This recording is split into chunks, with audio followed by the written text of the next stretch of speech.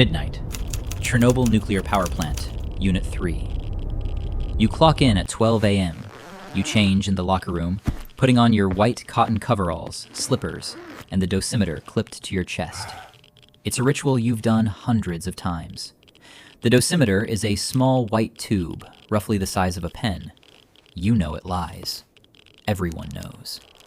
Its scale only reads up to 1,000 micro-roentgens per second, and if it maxes out, nobody is going to tell you. Outside the locker room window, it's a warm April night, almost summer. In Pripyat, 4 kilometers away, 49,000 people are asleep. It's the youngest city in the Soviet Union, with an average age of just 26. There are baby strollers parked by doorways, and the smell of lilac is almost ready to bloom. It is the most privileged city in the country. You walk the long corridor of the main building. Unit 3 is on your left, and Unit 4 is on your right, behind a concrete wall, 1 meter thick. A planned turbine test is running in there tonight. You can hear it through the wall, as a low, steady hum. You don't notice it anymore, just like you don't notice your own heartbeat. The control room is warm and bright, smelling like cigarettes and instant coffee. The outgoing shift hands you the logbook. Everything is nominal. Reactor at power. Parameters normal. 1:23 a.m. You don't see it happen. At this moment, you're standing at the coffee maker, waiting for the water to boil. First comes the sound. It's not an explosion, but something more like a fist hitting a massive drum. A deep, gut-level thud that seems to come from beneath the earth. Then, immediately, a second one, sharper and louder. The walls shudder, and chalk dust rains from the ceiling. The coffee maker slides off the table. You look at your colleagues, but nobody understands what just happened. Someone says, "A water tank burst on Unit 4. A water tank. Everyone nods. A water tank makes sense. That's not serious. At 1:28, through the control room window, you see the first fire trucks coming from the direction of Chernobyl City with their lights flashing. Red pulses against a black sky. You look out and notice something strange above Unit 4. Where the roof should be, something is glowing, like a sunset in a violet-blue light. It's beautiful, honestly. You think they must have turned on the floodlights and the firefighters are working. You don't know that Unit 4 no longer has a roof, or that the reactor is open to the sky. What you're seeing isn't floodlights, it's ionized air above an exposed reactor core. Right now, more radioactive material than Hiroshima is pouring into the atmosphere. You pick the coffee maker up off the floor and go to find water. 1:45 a.m. A man walks into the machine hall. It's Alexander, an operator from Unit 4. You know him. You went fishing together last August. Now he moves differently, with one hand dragging along the wall.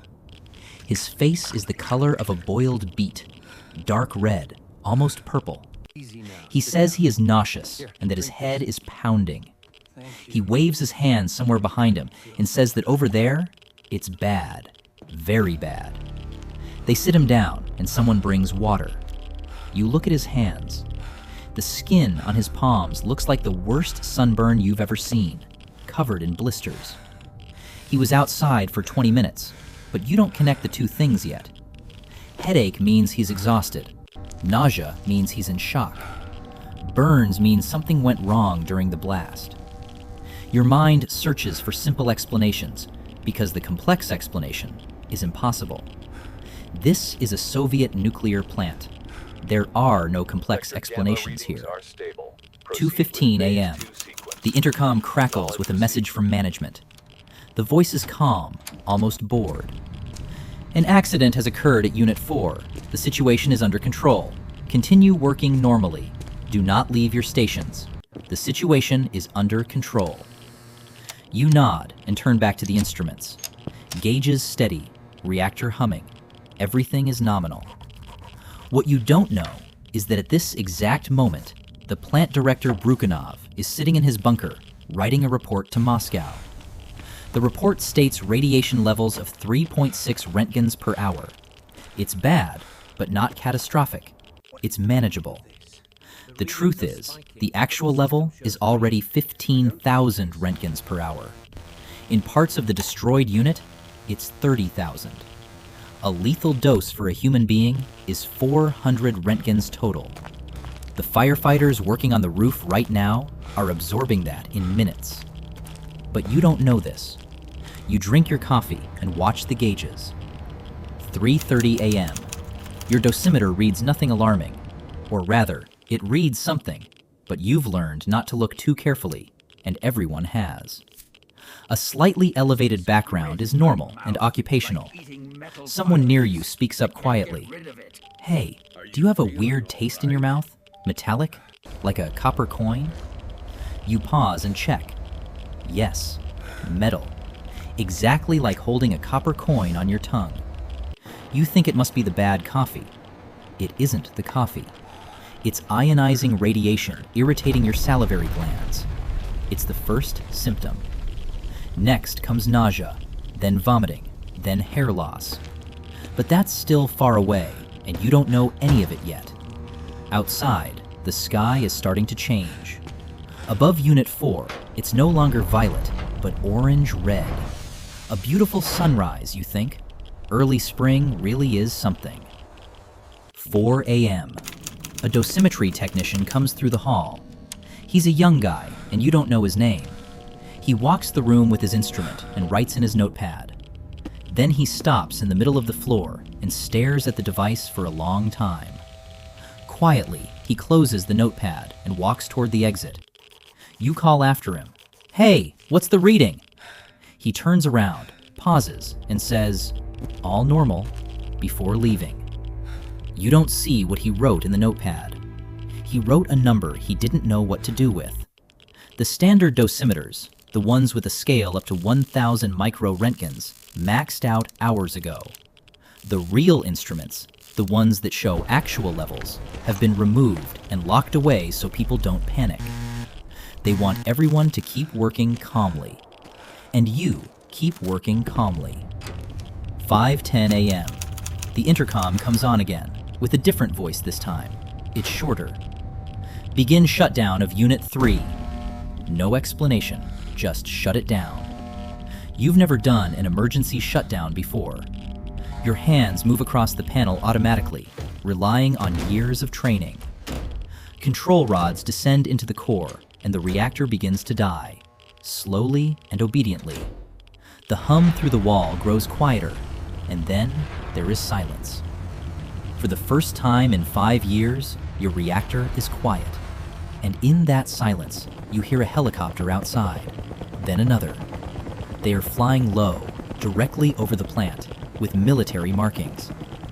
Why are military helicopters here at 5 in the morning? Past 6 a.m. They let you outside. Or rather, no one says you can't go.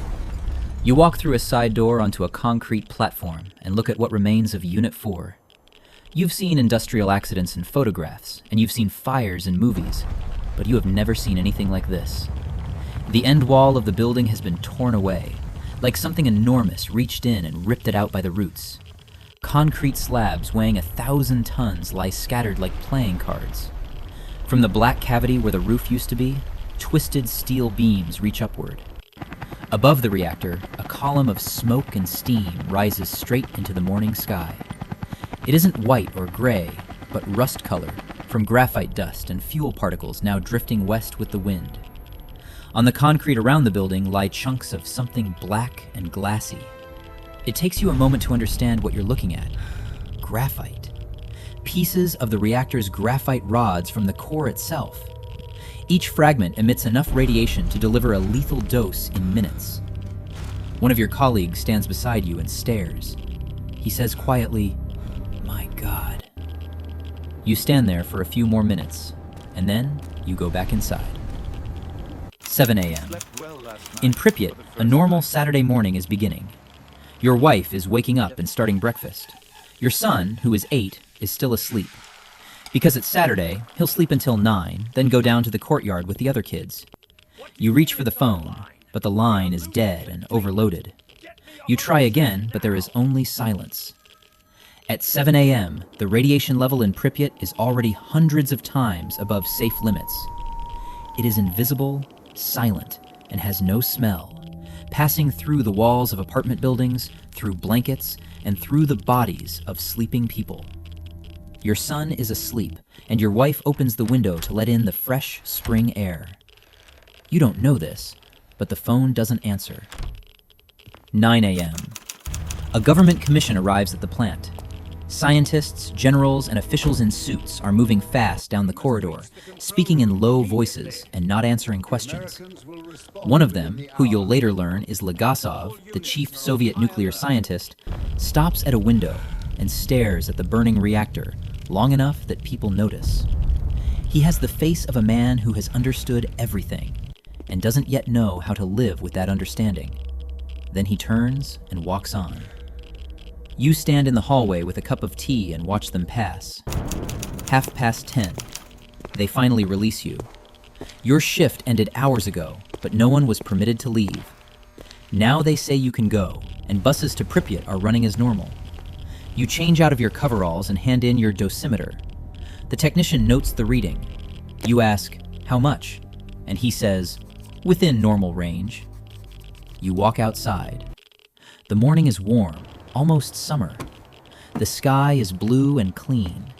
There is the smell of earth and new leaves, the smell that only exists in April. Somewhere beyond the perimeter fence, a bird is singing. You stop and take a long breath. The air tastes good. You don't know it's killing you, that every breath is carrying isotopes into your lungs, iodine, cesium, and strontium, already settling in your hair, your clothes, and your skin. You don't know that the bird singing in the trees will be dead within a week, or that the forest beyond the fence will turn red within a month, with every pine needle burned from the inside out by radiation. They'll call it the Red Forest. But you take another deep breath. Good air. Spring. The bus is here. Noon. Pripyat. You open the door to your 5th-floor apartment. The stairwell smells like soup from a neighbor's kitchen, and someone left a child's bicycle on the landing, same as always. Your wife is in the kitchen, and your son is in the courtyard. She points out the window and says, "There he is, in the red jacket, playing football." You look down. There are maybe 20 kids in the yard, running and laughing, with old women sitting on the bench in the sun. Same as always. She sets a bowl of borscht in front of you and asks, "What happened at the station? People are saying there was a fire." You look at the borscht, then out the window at your son in the red jacket. "Everything's fine," you say. "A small accident. Already under control." You believe it when you say it. Almost. She opens the window to air out the kitchen.